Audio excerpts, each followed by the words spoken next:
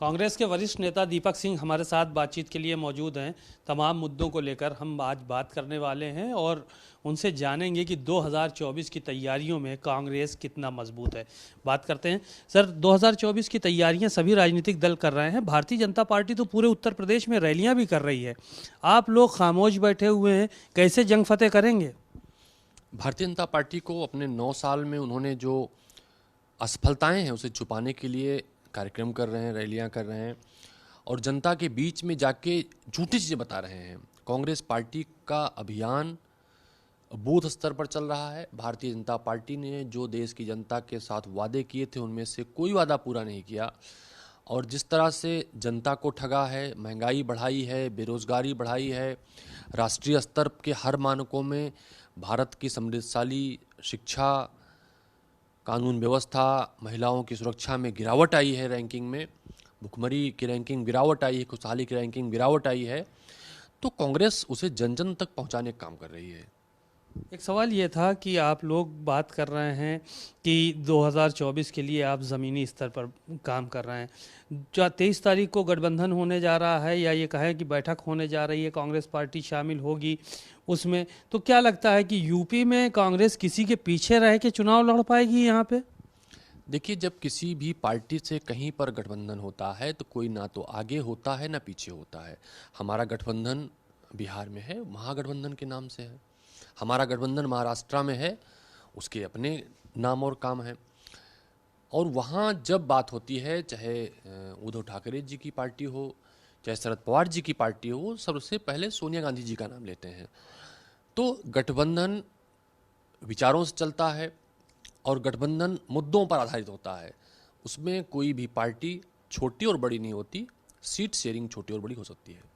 एक सवाल ये था कि 2024 के चुनाव नज़दीक हैं, लेकिन अब रामलला के दर्शन के लिए जो है वो रास्ते खोले जा रहे हैं वहाँ पर कि 24 के चुनाव से पहले ऐसा कुछ होगा कि राम मंदिर का उद्घाटन होगा और रामलला के दर्शन करने के लिए लोग जा सकेंगे। इसकी तैयारियां लगभग पूरी हो चुकी हैं, मंदिर का निर्माण चल रहा है। इसको क्या मानते हैं? बीजेपी का कोई स्टैंड मानते हैं या बीजेपी की आस्था मानते हैं? क्या कहेंगे आप? एक हनुमान जी ने एक जब उन्होंने कालनेमी का वध किया था तो कालनेमी बड़े जोर जोर से भगवान श्री राम का नाम लेता था। तो उन्होंने एक बात कही थी, गंगा बड़ी न गोदावरी न तीरथ बड़ा प्रयाग, सकल तीरथ का पुण्य वहीं जहां हृदय राम का वास। ये हनुमान जी ने कहा था और हनुमान जी सबसे बड़े राम भक्त थे।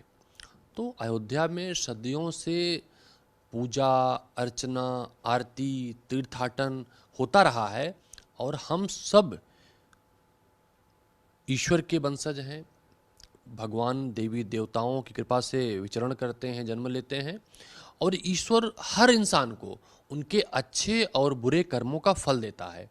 तो मुझे लगता है कि जो लोग, चाहे वो काल रहा हो चाहे आज का काल हो, जो लोग धर्म के नाम पर देवी देवताओं का अपमान करते हैं, अच्छे कर्म नहीं करते हैं, अच्छे कार्य नहीं करते हैं, उन्हें भी ईश्वर दंड देता है। तो जो राम को पूजेगा, हृदय में राम का वास होगा, उनका तो कल्याण होगा।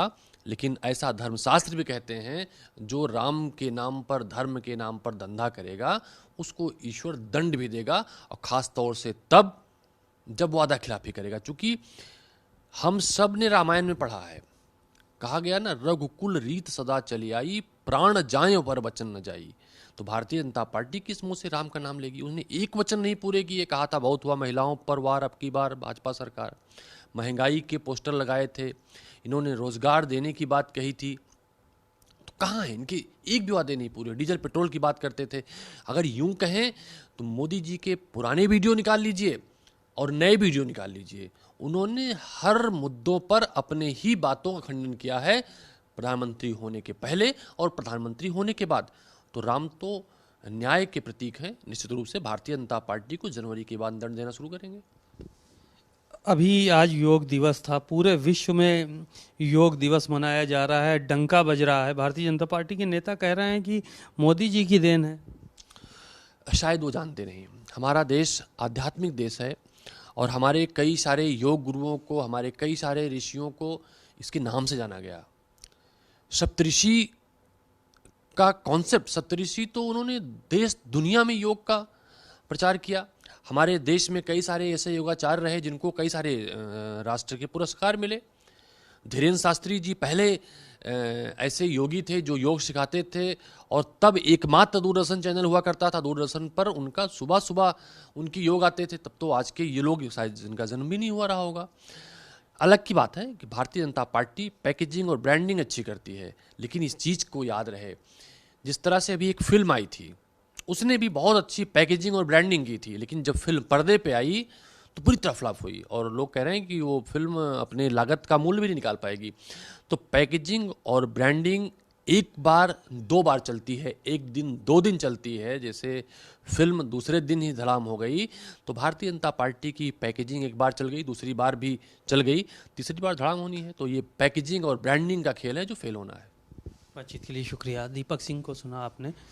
इनका यही मानना है कि 2024 का जो चुनाव है, जो जिस तरह से कांग्रेस मेहनत कर रही है, आने वाले समय में कांग्रेस को लाभ होगा, और भारतीय जनता पार्टी भले ही राम मंदिर के नाम पर वोट मांगे, लेकिन भगवान राम इसका दंड ज़रूर देंगे। कैमरामैन अरविंद के साथ सीमा नकवी, भारत समाचार, लखनऊ।